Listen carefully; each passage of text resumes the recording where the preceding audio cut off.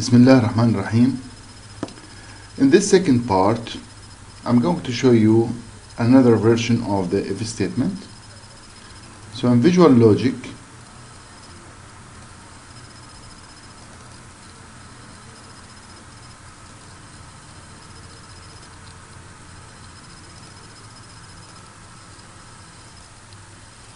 we're here. Let us start by having input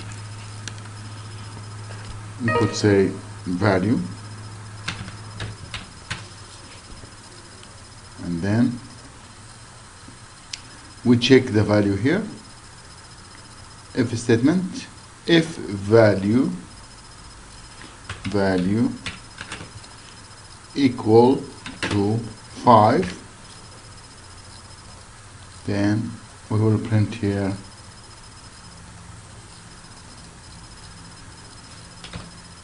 value is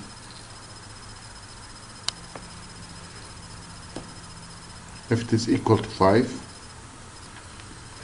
equals 5. This is if it is true, if it is equal to 5. If it is not, then we put another output here. This is a new thing we added here to the left. So value is not equal to 5. Okay. Now the difference between what we saw in the previous part, we don't have in the previous part anything here in this line.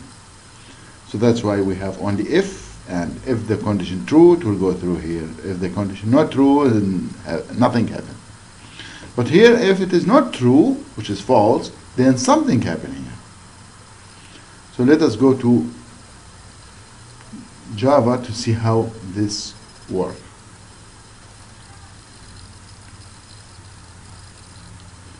Of course, before we go to Java, let me show you how to run it. So if we run this, it will ask for a value. If the value is 4, then value is not equal to 5.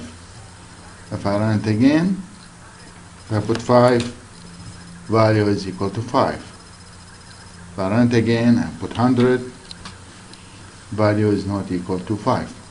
Good. So now, in here I'm going to start a new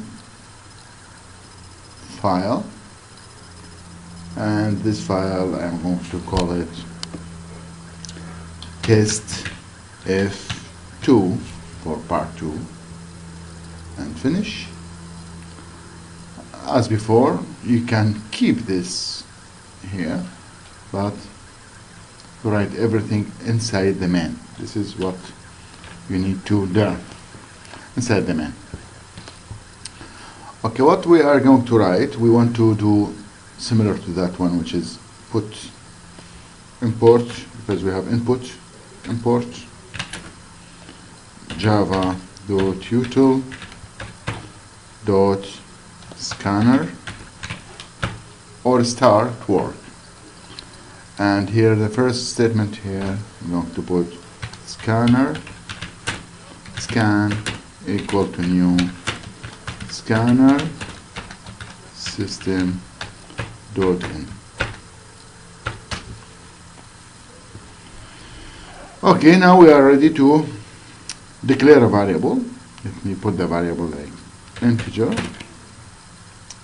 value. Now I want to read it. Value equal to scan dot next int I capital for it.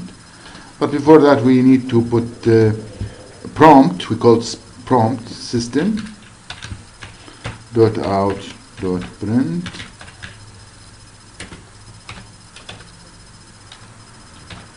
enter a value semicolon. So this will prompt to enter the value, and the value entered here. Then Now we want to check it. If you have to put bracket, if value, you cannot say equal here, because if I say value equal to 5, that means put 5 in value. But here I don't mean here to put 5 in value. What I want to compare value with 5. Is it equal to 5 or not? In this case, and with all the conditions, we have to put equal. So if it is equal to 5, print dot out dot print, then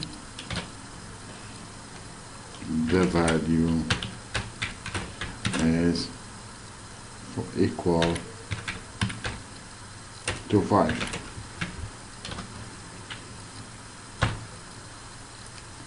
Else, see, now the other direction, which is else.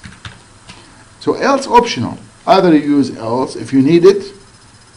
If you don't need it, that means if it is false, not true, just get out of the if statement. But if it is, if you want to use something like within the false, you want to do something, so I am going to copy this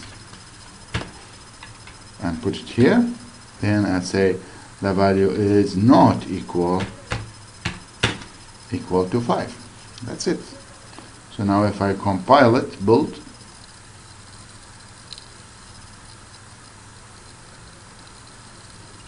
okay, build it, process completed successfully. Then either you go ahead to for print, or you from here. So it is waiting for me to enter value. If I enter 5, it will say value is equal to 5. If I run it again,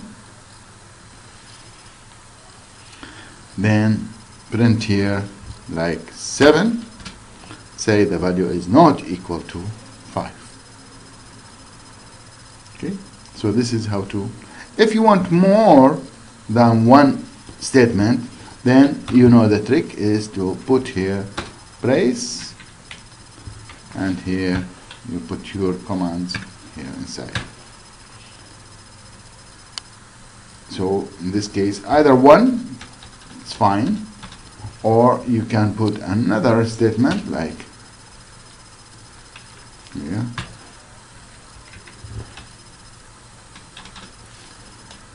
The root, the branch is true. What happens if I put here the branch is false?